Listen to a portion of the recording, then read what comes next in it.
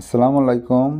আপনারা এখানে যেটা দেখতে পাচ্ছেন এটা হচ্ছে ময়েশ্চার মাপার ব্যালেন্স।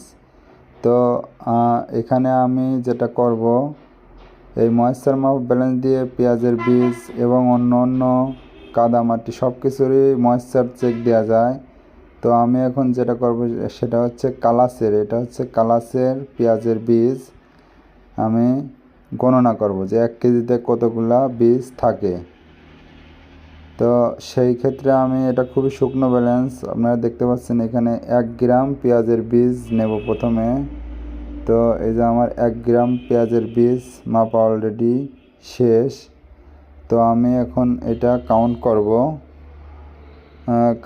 এই যে আমি কাউন্ট করতেছি, এইখানে আমি টোটাল পেঁয়াজের বীজ 1 গ্রামে কাউন্ট করে যেটা পাই সেটা হচ্ছে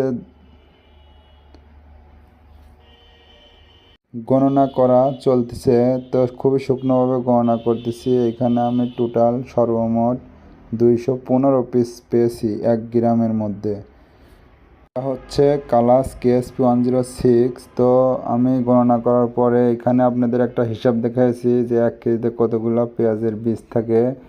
1 গ্রামে আমি 215টা পেয়েছি। সেক্ষেত্রে 100 গ্রামে 215 গুণন 100, 21,500 পিস। তাহলে 1 কেজি বা 1000 গ্রামে থাকে 215 গুণন 1000, 2,00,000